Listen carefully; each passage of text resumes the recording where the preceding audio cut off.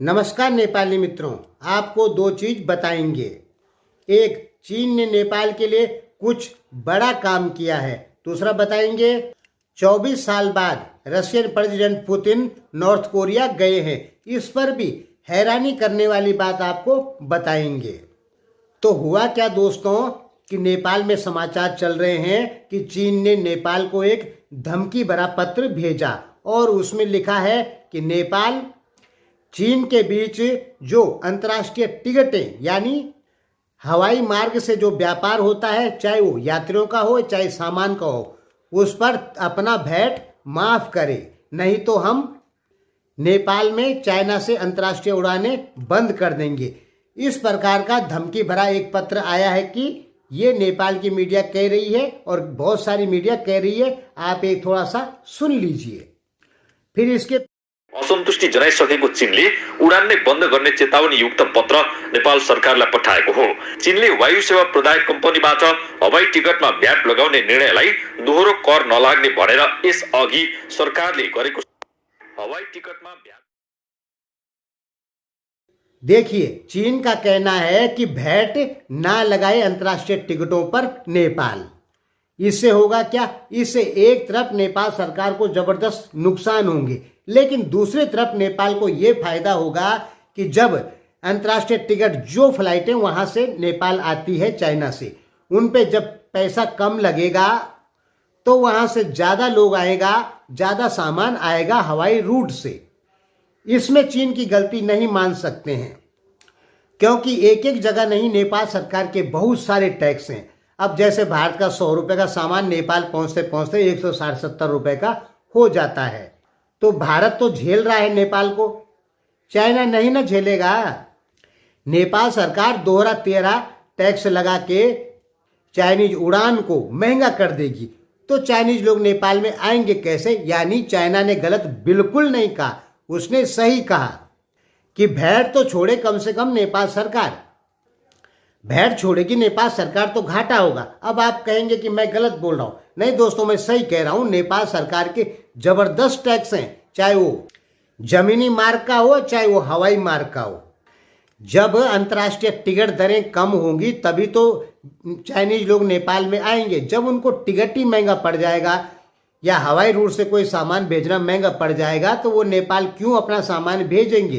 तो चाइना को लगता है कि हमारा सामान नेपाल पहुंचते पहुंचते दुगना से 3 गुना ज्यादा रेट हो जाता है हवाई मार्ग से, या हमारे यात्रियों को नेपाल जाना महंगा पड़ता है। इसलिए चाइना भैट हटाने की बात कर रहा है। अपनी जगह पे चाइना बिल्कुल सही कह रहा है और भारत को भी ऐसा बहुत पहले कर देना चाहिए। नेपाल सरकार को बोलना चाहिए था कि भाई चाहे हवाई मार्ग से सामान जाए चाहे जमीनी मार्ग से, उस पर टैक्स कम करो। सोचिए, भारत में 1 लाख पड़ने वाली बाइक नेपाल में 3-4 लाख रुपए की पड़ रही है। क्यों? नेपाल सरकार का टैक्स बहुत ज्यादा है। वही नेपाल सरकार टैक्स हटा देगी तो नेपाल में भी लगभग इतने रुपए के ही पड़ेगी। नेपाल सरकार की टैक्स की वजह से भारतीय गाड़ियां भी कम बिक रही है, सस्ती हो जाएगी नेपाल में भारतीय गाड़ियां तो खूब बिकेगी। तो भारत भी चाहता है नेपाल सरकार टैक्स कम करे, लेकिन भारत इस पर कुछ नहीं कर सकता, नेपाल सरकार विरोध करती है। लेकिन अब वही चीज चाइना भी कह रहा है ना कि भाई कम से कम भैट तो छोड़ो, दोहरा टैक्स हम कहां से देंगे, महंगा पड़ रहा है। तो सही कह रहा है चाइना, भले नेपाली मीडिया कुछ भी बोले। चाइना को भी तो अपने यात्री यानी अपने लोग नेपाल में भेजने हैं, जब वो महंगा होगा तो वो क्यों भेजेगा? तो इसीलिए चाइना भैट माफ के लिए कह रहा है। बाकी इस बात पे हंगामा करके कोई फायदा नहीं। चाइना अपनी जगह पे इस समय तो सही है। यहाँ पे नेपाल सरकार गलत है, लेकिन सरकार गलत है ये भी नहीं कह सकते। सरकार को टैक्स नहीं चाहिए, टैक्स भी तो चाहिए। सरकार चलेगी कैसे? नेपाल सरकार के पास टैक्स के अलावा आमदनी का कोई स्रोत ही नहीं है। तो अपनी अपनी जगह पे दोनों सही है। अब आगे, पुतिन 24 साल बाद गए हैं north Korea Kim Jong Un से मिलने। तो नेपाली मीडिया ने कहा कि चीन इससे बहुत खुश है, लेकिन अब समझिए सच्चाई को। पिछले साल जुलाई में जिनपिंग ने पुतिन को कहा था कि आप नॉर्थ कोरिया की यात्रा नहीं करेंगे, ये न्यूज भी आई थी। फिर भी पुतिन जबरदस्ती north Korea Kim Jong Un से मिलने चले गए, जिससे कि चीन नाराज है। जबकि नेपाल के वामपंथी विश्लेषक भरत दाहाल जैसे कई लोग कह रहे हैं कि चीन खुश है। और नेपाली लोग भी समझ रहे हैं कि नॉर्थ कोरिया और रशिया यानी पुतिन और किम जोंग उन मिलते हैं तो चाइना खुश है। चाइना यहाँ पे बिल्कुल खुश नहीं है। चाइना ने पहले हिदायत दे दी थी पुतिन को कि आप नॉर्थ कोरिया की यात्रा नहीं करेंगे।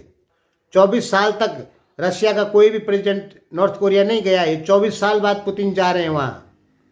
मजबूरी पड़ गई पुतिन की इसलिए।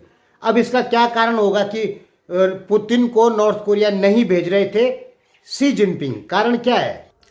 आपने देखा होगा कि रशिया यूक्रेन वार बहुत दिन हो गए, लेकिन चीन की तरफ से एक भी हथियार रूस को नहीं दिया गया है। कारण अगर किसी भी प्रकार का कोई एविडेंस ऐसा यूरोपीय यूनियन को मिलता है कि चाइना ने अपने हथियार रूस को दिए यूक्रेन वार में, तो होगा क्या? चाइना को फिर प्रतिबंधों का सामना करना पड़ सकता है, क्योंकि $700 बिलियन का व्यापार है यूरोप और चाइना के बीच और $600 बिलियन का व्यापार अमेरिका और चाइना के बीच।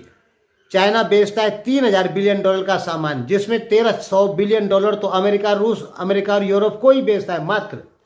अगर किसी प्रकार का कोई एविडेंस मिला कि नॉर्थ कोरिया ने या चाइना ने रशिया को हथियार दिए तो चीन को प्रतिबंध झेलने होंगे और भारत भी नहीं दे सकता है, जबकि भारत और रशिया बहुत तकड़े मित्र राष्ट्र हैं। हालांकि भारत ने यह कहा है कि रशिया के हथियार हम आपको वापस दे सकते हैं $4 बिलियन के, और भारत वो देने के लिए रेडी हो गया है। लेकिन वो सब रशिया के ही हैं जो भारत ने खरीदे थे रूस से, क्योंकि रशिया को भारत भी बचाएगा और चाइना भी बचाएगा। क्योंकि रशिया टूटा तो फिर चाइना टूटेगा, चाइना टूटेगा तो फिर भारत टूटेगा। अमेरिका किसी को नहीं बख्शने वाला और रशिया को तोड़ना चाहता है अमेरिका, ये भारत भी जानता है, चाइना भी जानता है। इसलिए दोनों रूस से खूब दबा के तेल खरीद रहे हैं और आर्थिक मदद रूस की कर रहे हैं, लेकिन हथियार कोई नहीं दे रहा। अब नॉर्थ कोरिया यदि हथियार देता है तो चाइना आ जाएगा शक के घेरे में।